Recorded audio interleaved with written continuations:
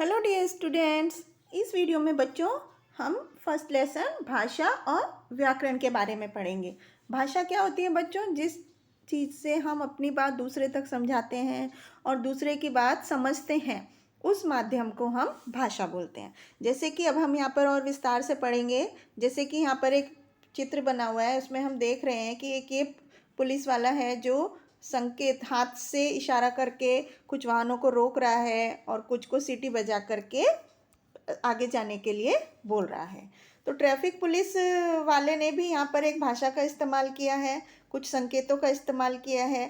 तो इस तरह से जो भाषा संकेत के साथ यूज़ की जाती है उसे हम सांकेतिक भाषा बोलते हैं। और सांकेतिक भाषा का प्रयोग हम किसी विशेष परिस्थितियों में करते हैं। तो सांकेतिक भाषा को व्याकरण में भाषा की श्रेणी में नहीं रखा गया, क्योंकि संकेतों द्वारा हम एकदम सही बात बोली या समझी नहीं जा सकती। तो मानव के विकास के क्रम में पहले कुछ ध्वनियाँ बनी, ध्वनियाँ मतलब आवाज़ें बनी, और फिर धीरे धीरे भाषा का विकास हुआ। तो आज भाषा इतनी ज़्यादा समृद्ध हो गई है, इतनी ज़्यादा प्रतिभाशाली हो गई है कि हम बोलकर और लिखकर अपनी भाषा समझा सकते हैं। तो भाषा की परिभाषा क्या हुई बच्चों?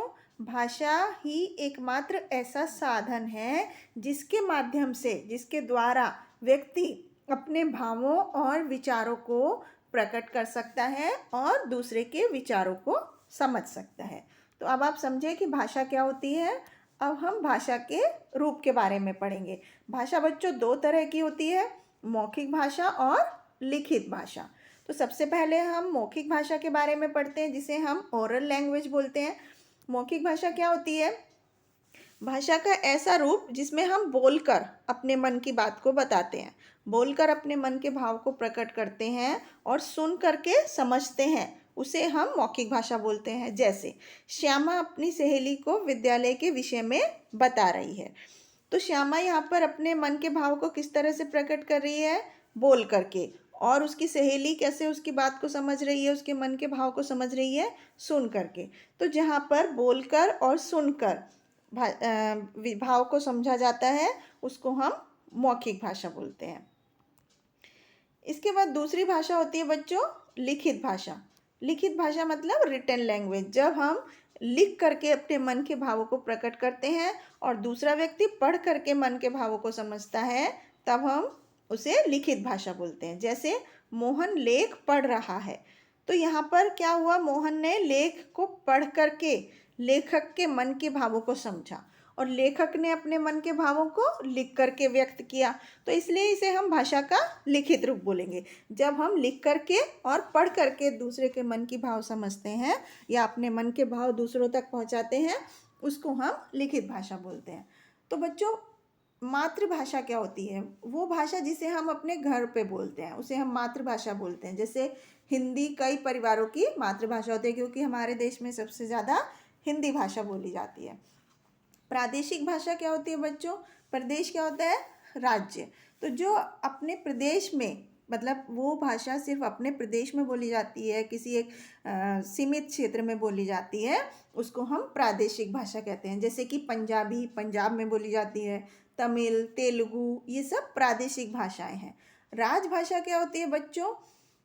जो भाषा हमारे देश में सबसे ज़्यादा बोली जाती है, जैसे हिंदी हमारे देश में सबसे ज़्यादा लोगों के द्वारा बोली जाती है, इसलिए हम इसे राष्ट्रभाषा या राजभाषा कहते हैं। संविधान की दृष्टि से हम इसे राजभाषा बोलते हैं, लेकिन इसे हम राष्ट्रभाषा भी बोल सकते हैं, क्योंकि हमारे राष्ट्र की भाषा है। दूसरी चीज़ होती है बच्चों बोली। बोली क्या होता है? भाषा का एक बहुत बड़ा क्षेत्र में बोली जाती है। भाषा लैंग्वेज जो होती है बहुत बड़े एरिया में बोली जाती है, और बोली जो होती है वो एक सीमित क्षेत्र में बोली जाती है, मतलब कुछ एरिया में ही वो उस तरह की बोली बोली जाएगी। तो बोली का अपना कोई लिखित रूप नहीं होता, इसका कोई साहित्य भी नहीं होता। हिंदी की कुछ प्रमुख बोलियां हैं, जैसे कि ब्रज भाषा एक ब्रज में बोली जाने वाली भाषा है, खड़ी बोली अवधि अवध में बोली जाती है, मैथिली, ये सब कुछ क्षेत्र में बोली जाती हैं बोलियां, तो इसलिए इनको हम बोली बोलते हैं। अब हम बच्चों इस बात को और विस्तार से समझते हैं कि भाषा और बोली में क्या अंतर होता है। तो भाषा और बोली में अंतर होता है। जैसे सबसे पहला अंतर होता है, भाषा का क्षेत्र विस्तृत होता है। विस्तृत मतलब बहुत बड़ा होता है। और बोली एक होती है, उसका क्षेत्रीय रूप होता है, मतलब वो एक लिमिटेड क्षेत्र में बोली जाती है, एक सीमित क्षेत्र में बोली जाती है। इसका प्रभाव क्षेत्र भाषा की का अपेक्षा सीमित होता है। भाषा में साहित्य रचना होती, साहित्य होता है, लेकिन बोली केवल बोली जाती है, उसका कोई साहित्य नहीं होता। वह बोली उपभाषा बन जाते हैं, जैसे ब्रज और अवधि।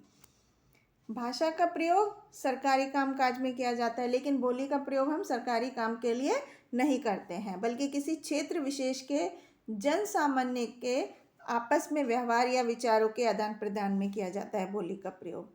अब हम बच्चों अलग अलग भाषाओं के बारे में पढ़ते हैं। विश्व के अलग अलग देशों में बहुत सारी भाषाएं बोली जाती हैं, अलग अलग भाषाएं बोली जाती हैं। जैसे इंग्लैंड और अमेरिका में अंग्रेजी बोली जाती है, जापान में जापानी बोली जाती है, रूस में रूसी बोली जाती है। इसी तरह से भारत के अलग अलग प्रांतों में भी अलग अलग भाषाएं बोली जाती हैं। अब बच्चों इसके बाद हम पढ़ते हैं लिपि के बारे में। लिपि क्या होती है?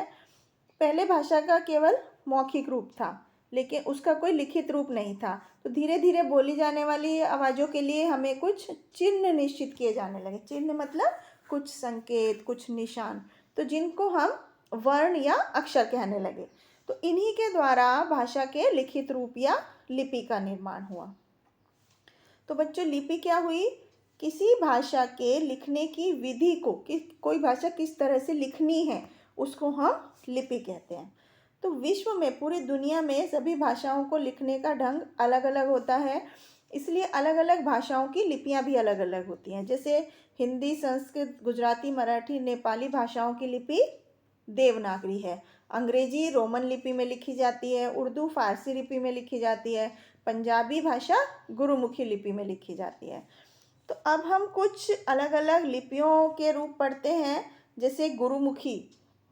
गुरुमुखी भाषा में, गुरुमुखी लिपि में हम बोलेंगे मैनु भारतीय होणते माण है।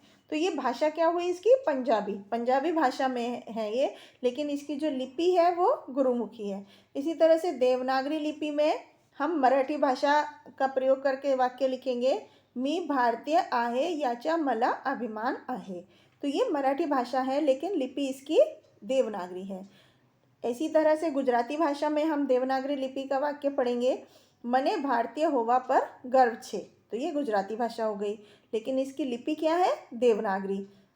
और देवनागरी लिपि में हिंदी भाषा का वाक्य हम पढ़ेंगे, मुझे भारतीय होने पर गर्व है।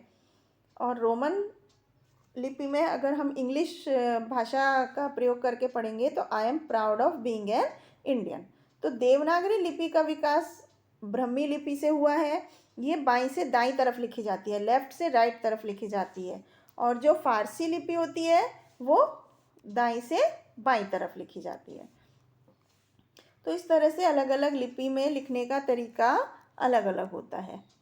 अब हम बच्चों पढ़ते हैं व्याकरण यानी कि ग्रामर के बारे में। व्याकरण क्या होता है? कोई भी भाषा का शुद्ध रूप जिससे पता चलता है उसे हम व्याकरण बोलते हैं। तो व्याकरण द्वारा हमें भाषा के शुद्ध रूप का पता चलता है। व्याकरण के नियमों से हम भाषा को अच्छी तरह शुद्ध रूप से बोलना और लिखना सीखते हैं। व्याकरण द्वारा हम शब्द रचना, वाक्य रचना को ज्ञान प्राप्त करते हैं। तो परिभाषा क्या हुई व्याकरण की?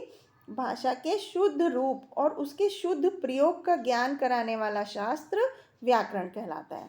मतलब जिससे हम भाषा को शुद्ध रूप में लिखना और प्रयोग करना सीखते हैं, उसको हम व्याकरण बोलते हैं। तो भाषा पहले प्रयोग में आती है और उससे शुद्ध रूप देने के लिए व्याकरण तैयार किया जाता है।